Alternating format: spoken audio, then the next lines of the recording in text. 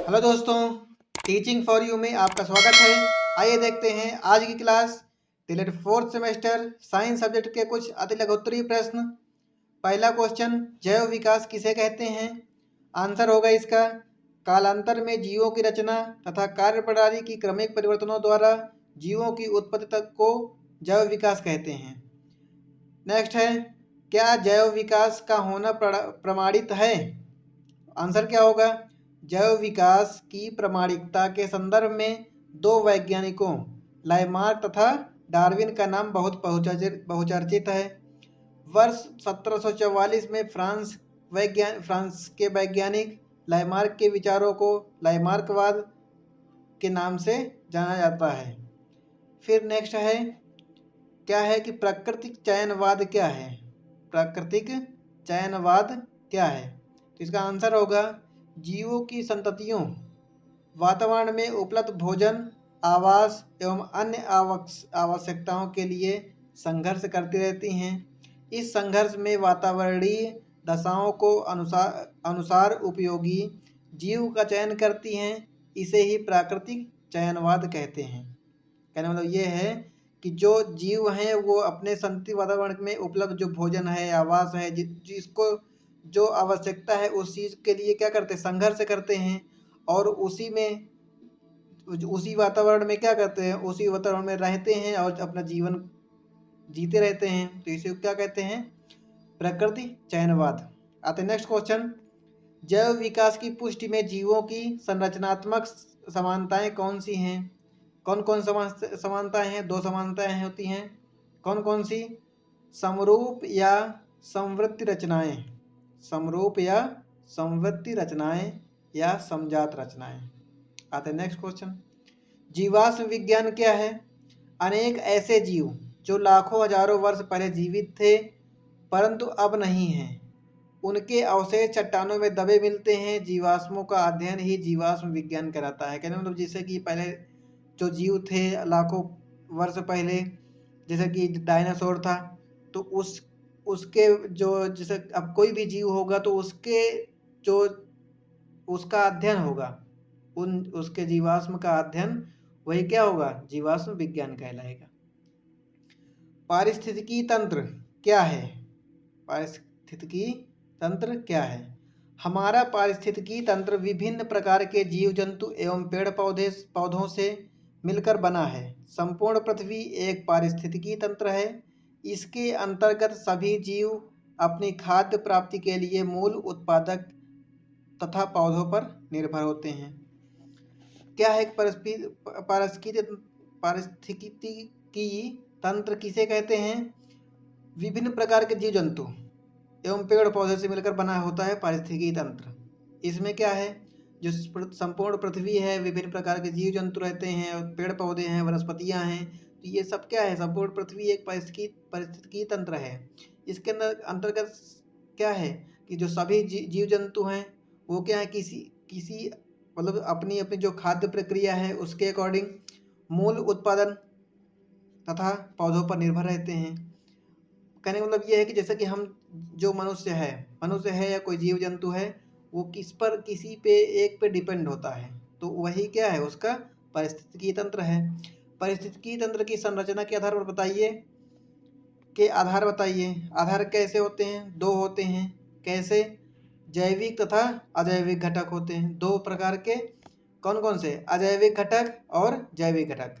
अजैविक घटक के अंतर्गत क्या आते हैं? कार्बनिक पदार्थ, अकार्बनिक पदार्थ एवं जलवायु। जैविक में जो जीवित हैं, उत्पादक, हरे पौधे, उपभोक्ता और अपघटक और अपरद भोजी, ये सब किस में आते हैं? जैविक घटक में। खाद्य श्रृंखला से आपका क्या अभिप्राय है? जीवों की श्रृंखला जो भोजन के आधार पर एक दूसरे से संबंधित हो, आहार या खाद्य श्रृंखला कहलाती है। आते हैं नेक्स्ट क्वेश्चन, एक सरल खाद्य श्रृंखला के स्तर बताइए। खाद्य श्रृंखला के 3 स्तर हैं। कौन कौन से? उत्पादक, प्राथमिक उपभोक्ता और द्वितीयक उपभोक्ता। फिर नेक्स्ट है, खाद्य जाल से क्या अभिप्राय है? कह रहा है इसका आंसर, कोई की जीव, कोई भी जीव क्या है, कोई भी जीव एक से अधिक पोषक स्तरों से तथा अन्य श्रृंखलाओं से अपना भोजन तथा ऊर्जा प्राप्त करता है। ऐसे पारितंत्र को खाद्य जाल कहते हैं। कहने मतलब ये है, खाद्य जाल क्या है, किसी एक तत्व को, जैसे अब ह्यूमन है तो ह्यूमन क्या खाता है, एक एक क्या बन जाता है, खाद्य जाल बन जाता है। जैसे मान लो अब क्या है, एक साइकिल बनता है, क्या बनता है, एक साइकिल बनता है, तो इसी साइकिल को क्या कहते हैं, खाद्य जाल। जैसे अब यहाँ क्या है, सबसे ऊपर क्या हो गई, घास हो गई। घास को किसने खाया, हिरन ने, या कह सकते हैं खरगोश ने खाया, ठीक है, जो कि क्या कहते हैं, जो कि शाकाहारी होते हैं। फिर उसके बाद हिरन को किसने खाया, शेर ने खाया, ठीक है। फिर शेर खत्म हो, मतलब कि शेर जब मर जाएगा तो उसका क्या होगा, जो अपघटक हैं वो खाएंगे। अपघटक के खाने के बाद क्या हो जाएगा, यहाँ पे अपघटक जब खा के उसके बाद क्या हो जाएगा, फिर से घास आ जाएगी। तो ये क्या है, खाद्य जाल है। तो ये खाद्य श्रृंखला ऐसे चलती रहती है। आते नेक्स्ट क्वेश्चन, क्या कह रहा है, पारिस्थितिकी पिरामिड क्या है। पारिस्थितिकी पिरामिड, पिरामिड से हमारा अभिप्राय, हमारा आशय खाद्य कड़ी के प्रारंभिक स्तर पर जीवों की संख्या अधिक रहती है और कड़ी के अंत तक पहुंचते पहुंचते उपभोक्ताओं की संख्या में कमी हो जाती है। इसी को पारिस्थितिकी पिरामिड कहते हैं। मतलब कि जैसे कि अब स्टार्टिंग में जीवों की संख्या क्या है, ज़्यादा है, और जैसे जैसे क्या होगा, समय बीतता जाएगा और उनकी संख्या कम होती जाएगी, तो उन उपभोक्ताओं की संख्या क्या हो जाएगी, कम हो जाएगी। फिर नेक्स्ट, जैव विकास से संबंधित 3 वैज्ञानिकों के नाम लिखिए। कौन कौन से हैं, जीन बैटिस्ट डी लाइमार्क, लाइमार्क हो गए, चार्ल्स डार्विन, और थर्ड क्या है, ह्यूगो डी ब्रीज। ये 3 वैज्ञानिक हैं। जैव विकास के प्रमाण क्या हैं, जैव विकास के प्रमाण क्या क्या हैं देखते हैं। इसमें क्या है, जैव विकास के प्रमाण निम्न हैं, जीव जंतुओं तथा पौधों की तुलनात्मक शरीर रचना, फिर शरीर क्रिया विज्ञान, अनुवांशिकी आदि। नेक्स्ट है, जैव विकास क्या है। जैव विकास धीरे धीरे होने वाला क्रमिक परिवर्तन है जिसके परिणाम स्वरूप आज युग के जटिल एवं उच्च कोटि के पौधे व जंतु पूर्व काल के सरल व निम्न श्रेणी के पौधों तथा जंतुओं से उत्पन्न हुए हैं। आते नेक्स्ट क्वेश्चन, नव डार्विनवाद क्या है। नव डार्विनवाद के अनुसार नई जातियों की उत्पत्ति पुरानी जातियों के जीन्स में परिवर्तन के कारण होती है। इसमें पुरानी जाति से नई जाति के विकास में कई कारक कार्य करते हैं। इसे नव डार्विनवाद कहते हैं। फिर अगला है, क्या कह रहा है, किस सिद्धांत के कारण ह्यूगो डी ब्रीज का नाम प्रसिद्ध है। तो इनका नाम, इस वैज्ञानिक का नाम किस लिए प्रसिद्ध है, तो इनका क्या है कि उत्परिवर्तनवाद प्रस्तुत करने के कारण ह्यूगो डी ब्रीज का नाम प्रसिद्ध है। क्या है, उत्परिवर्तन प्रस्तुत करने के कारण। फिर नेक्स्ट है, लाइमार्कवाद का प्रमुख उदाहरण किस जंतु के ऊपर है। लाइमार्कवाद का प्रमुख उदाहरण जिराफ के ऊपर है। किसके ऊपर है, जिराफ के ऊपर। नेक्स्ट है, उत्परिवर्तनवाद से आप क्या समझते हैं। अब इसका आंसर होगा हॉलैंड हाल के वनस्पति वैज्ञानिक ह्यूगो डी ब्रीज ने क्या है, इवनिंग प्रीमरोज के अनेक पौधों की अनेक पीढ़ियों का अध्ययन करते समय देखा कि इन पौधों में कुछ ऐसे पौधे भी हैं जो जनक पौधों से काफ़ी भिन्न हैं, इतने भिन्न कि इन्हें एक नई जाति के रूप में देखा जा सकता है।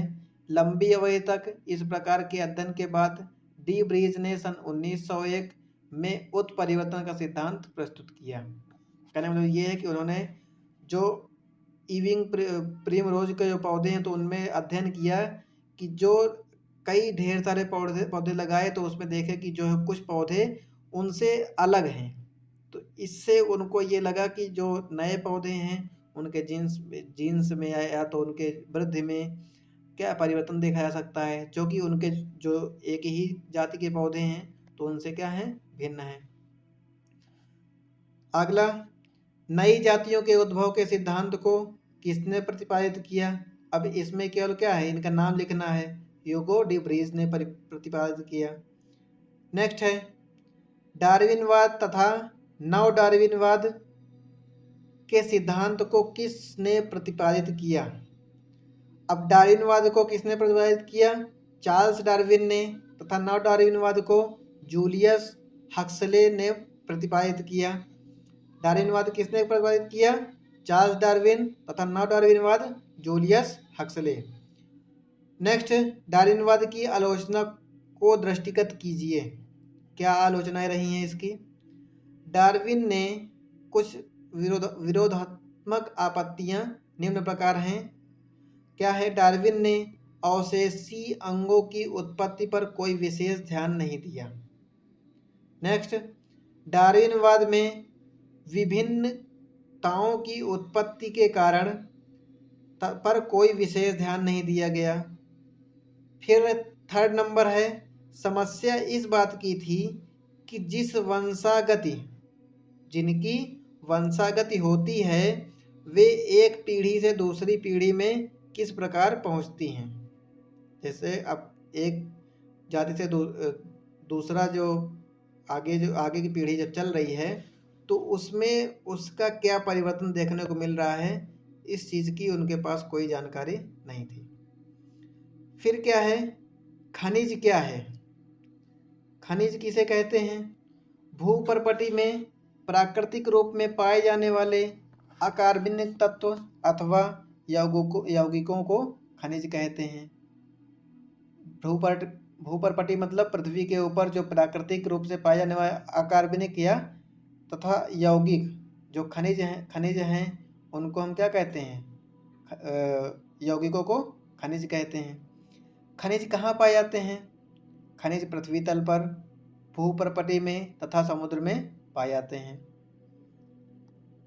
आते हैं नेक्स्ट क्वेश्चन, अयस्क किसे कहते हैं? ऐसे खनिज जिनकी धातु का निष्कर्षण अधिक मात्रा में सरलता से एवं कम लागत में हो जाता है अयस्क और कहलाते हैं। आते हैं नेक्स्ट क्वेश्चन, क्या कह रहा है?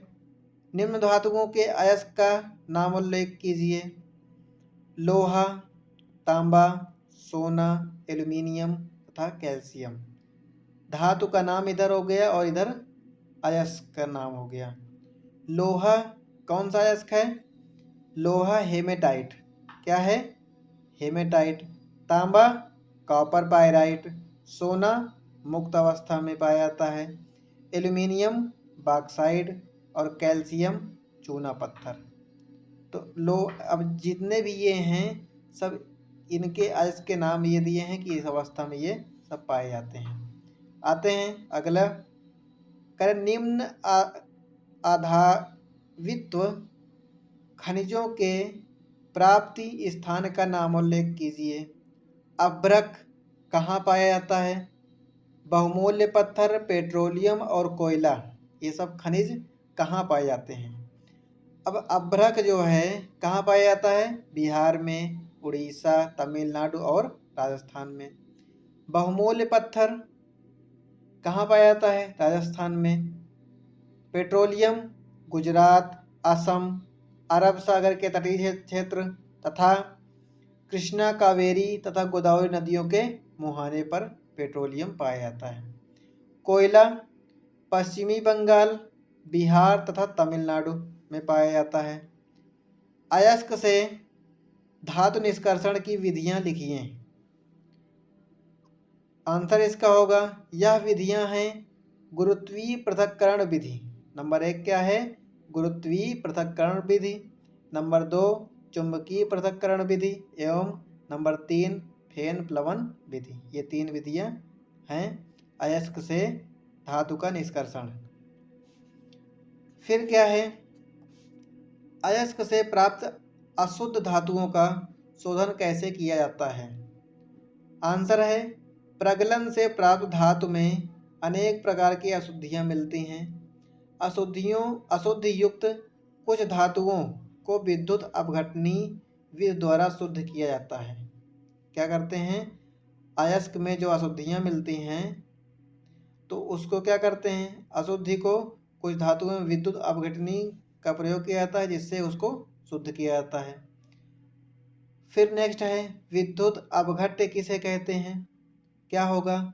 एक बड़े टैंक में शोधित किए जाने वाले धातु के लवण का विलयन लेते हैं जिसमें विद्युत अपघट्य कहते हैं। नेक्स्ट, तन्यता क्या है? धातुओं को खींचकर तार बनाया जाता है। धातुओं को तार के रूप में परिवर्तित के गुण को तन्यता कहते हैं। अब क्या है, धातुओं को खींचना है और उसकी तार बनाना है, तो अब तार बनाने की जो प्रक्रिया है इसी को तन्यता कहते हैं। अब इसमें जो धातु है, धातु में सोना की तन्यता सबसे ज़्यादा होती है। चालकता क्या है? सभी धातुएं विद्युत की सुचालक हैं क्योंकि इसमें विद्युत प्रवाह संभव है, यही चालकता है। नेक्स्ट, धातुओं के भौतिक गुणों का वर्णन कीजिए। नंबर 1, शुद्ध रूप में धातु की सतह चमकदार होती है। धातु के गुण धर्म को धात्विक चमक कहते हैं। जो धातु की जो चमक है उसके गुणधर्म जो हैं तो उसको क्या कहेंगे? धात्विक चमक। धातुएं सामान्यतः कठोर होती हैं। प्रत्येक धातु की कठोरता अलग अलग होती है।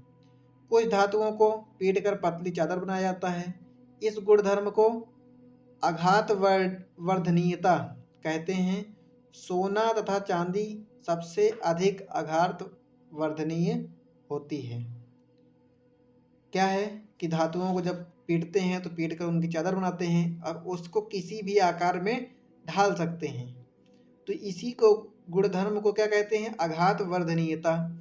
इसमें जो धातु है सोना और चांदी, यह सबसे अधिक आघात वर्ध होती हैं, मतलब इनको कितना भी पीट कर कितनी पतली चादर बना सकते हैं।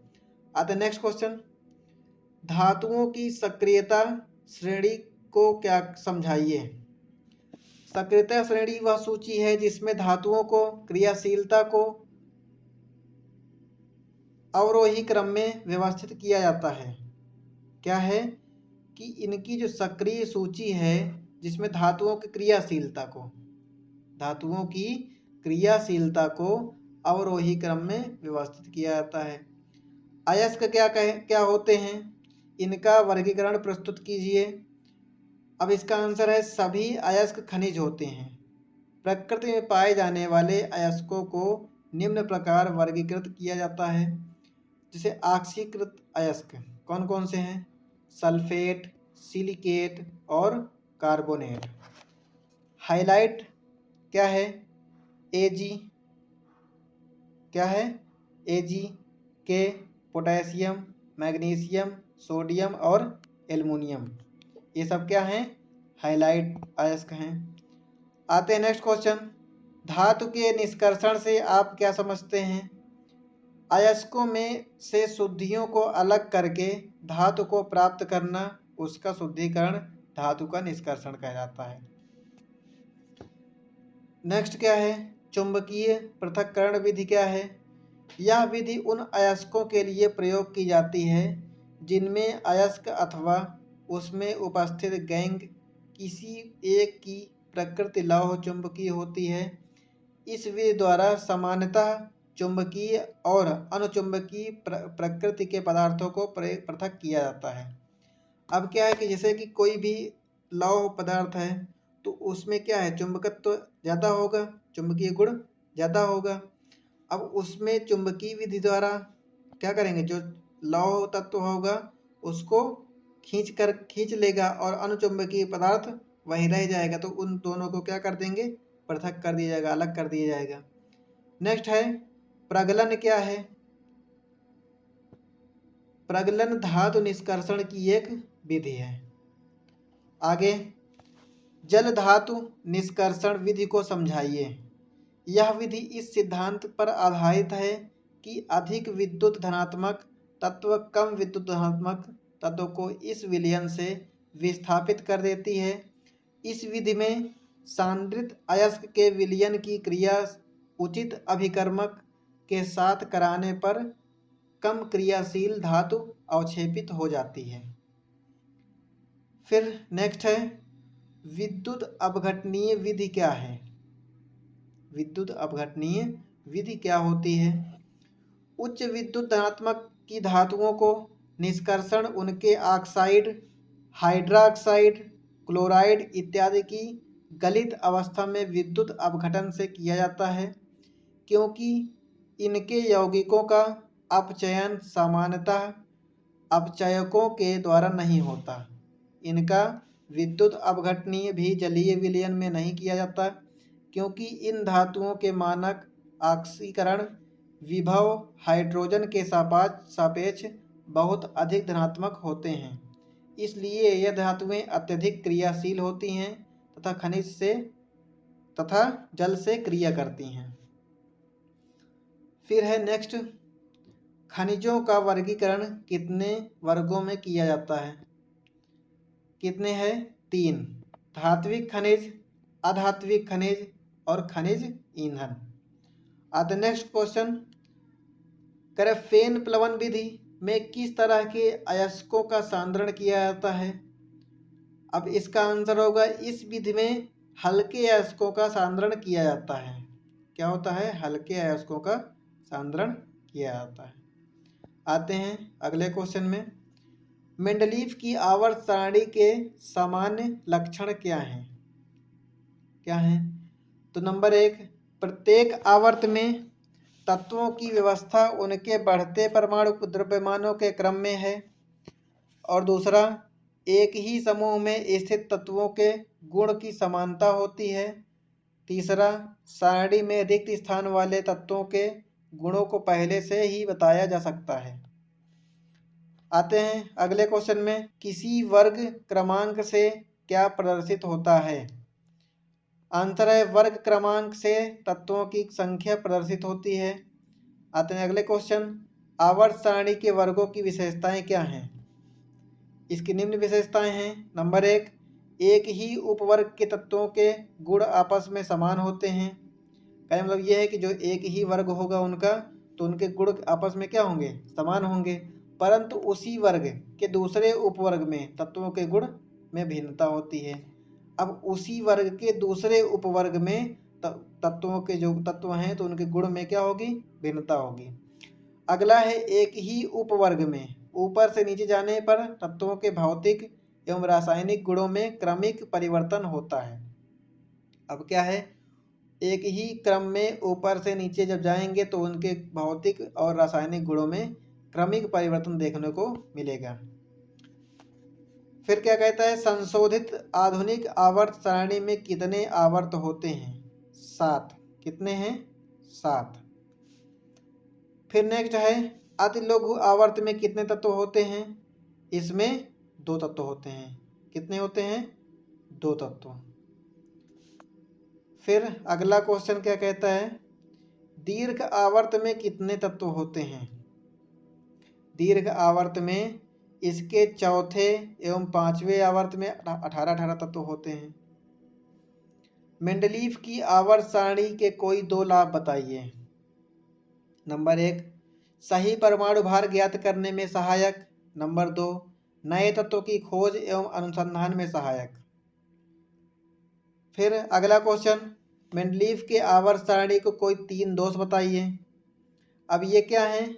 ये तो गुण हैं और ये क्या हैं? हमें दोष बताना है। दोष क्या है? असमान तत्वों के को एक साथ रखना। जो असमान तत्व हैं उनको एक साथ एक ही क्रम में रखना। समान तत्वों को अलग अलग रखना। फिर क्या है? दुर्लभ मृदा तत्वों को स्थान। दुर्लभ मृदा तत्वों को स्थान। अगला, धातु तथा अधातु का आशय स्पष्ट कीजिए। धातु किसे कहते हैं और अधातु किसे कहते हैं? धातु कम विद्युत ऋणात्मकता वाले तत्व धातु कहलाते हैं। और अधातु अधिक विद्युत ऋणात्मकता वाले तत्व अधातु कहलाते हैं। फिर नेक्स्ट है मेंडलीफ की आवर्त सारणी में मेंडलीफ की आवर्त सारणी में संशोधन किस वैज्ञानिक ने किया? किसने किया? इसका आंसर होगा मेंडलीफ की आवर्त सारणी में संशोधन मोसले ने किया। किसने किया? मोसले ने। आगे अगला क्वेश्चन, सरल धारा किसे कहते हैं? इसका आंसर होगा एक स्थायी धारा जो केवल एक ही दिशा में प्रवाहित होती है उसे सरल धारा डायरेक्ट करंट कहते हैं। यथा जैसे सेल, बैटरी, विद्युत धारा, ये सब सेल और बैटरी से प्राप्त विद्युत धारा क्या है? एक ही दिशा में प्रवाहित होती हैं, इसलिए ये सरल धारा के ये उदाहरण हो जाएंगे। विद्युत धारा के स्रोत बताइए। विद्युत धारा के स्रोत निम्न हैं। सेल, जनित्र, जिसको जनरेटर कहते हैं। विद्युत वाहक बल किसे कहते हैं? विद्युत सेल के संपूर्ण परिपथ में एक कूलाम आवेश प्रवाहित होने के लिए सेल से जो ऊर्जा प्राप्त होती है उसे विद्युत वाहक बल कहते हैं। अगला नेक्स्ट क्वेश्चन, एमीटर क्या है? विद्युत परिपथ में विद्युत धारा की माप के लिए जिस उपकरण का प्रयोग किया जाता है उसे एमीटर कहते हैं। परिपथ विद्युत के जो परिपथ है उसकी विद्युत धारा की जो माप होती है किसके द्वारा होती है? एमीटर के द्वारा। अगला क्वेश्चन क्या है? क्या कह रहा है? वोल्टमीटर किसे कहते हैं? चालक के सिरों के बीच विभवांतर को ज्ञात करने या विभवांतर के मापन के लिए वोल्टमीटर का प्रयोग करते हैं। विभवांतर जो होता है उसको जो एमीटर है उसको ए से प्रदर्शित करते हैं और वोल्ट है तो उसको वी से। तो वोल्ट क्या है? विभवांतर के बीच में, मतलब जो चालकों के बीच में जो विभवांतर है या विद्युत का जो करंट है उसको नापने के लिए क्या किसका प्रयोग करते हैं? वोल्टमीटर का प्रयोग करते हैं। विद्युत प्रतिरोध क्या है? लास्ट क्वेश्चन, किसी निश्चित चालक के लिए चालक के सिरों का विभवांतर V और उसमें प्रवाहित धारा I का अनुपात स्थिर होता है। इस अनुपात V/I को चालक का विद्युत प्रतिरोध R कहते हैं।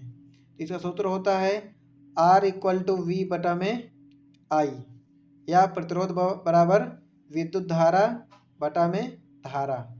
V को वोल्ट और I क्या है? धारा जो है एम्पियर में इसका मात्रक क्या होगा? धारा का मात्रक एम्पियर और विभवांतर का मात्रक वोल्ट और प्रतिरोध का मात्रक क्या होगा? वोल्ट प्रति एम्पियर। क्या हो जाएगा? वोल्ट प्रति एम्पियर, या इसका मात्रक ओम हो जाएगा। क्या हो जाएगा? ओम। क्या हो जाएगा? ओम। तो दोस्तों आज की क्लास यहीं समाप्त होती है। इसी प्रकार के महत्वपूर्ण प्रश्नों से जुड़े रहने के लिए हमारे चैनल टीचिंग फॉर यू को प्लीज़ सब्सक्राइब करें तथा बेल आइकन को जरूर दबा दें, जिससे आने वाली हर वीडियो का नोटिफिकेशन आप तक सबसे पहले पहुंच सके। धन्यवाद।